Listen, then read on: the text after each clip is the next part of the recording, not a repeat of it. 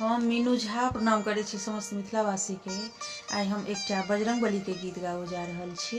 कोशिश करै छी अहाँ सबके नीक लागे। गीत के रचनाकार MM झा जी छथिन और संग दऽ रहल यऽ श्रीमती ललिता झा। धन्यवाद। जय मिथिला, जय मैथिली।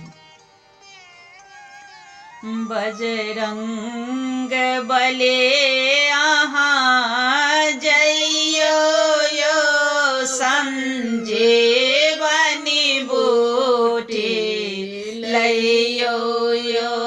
बजरंग बले अहाँ जइयो यो संजीवनी बूटी लइयो यो। संजीवनी बूटी लइयो यो। लक्ष्मण के प्राण बचइयो यो। संजीवनी बूटी लइयो यो। लक्ष्मण के प्राण बचइयो यो।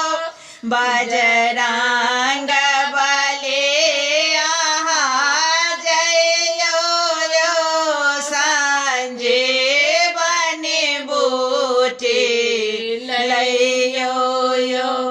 लागल छन शक्ति बाण कठिन लक्ष्मण के बचन प्राण कठिन। लागल छन शक्ति बाण कठिन लक्ष्मण के बचन प्राण कठिन। हे पा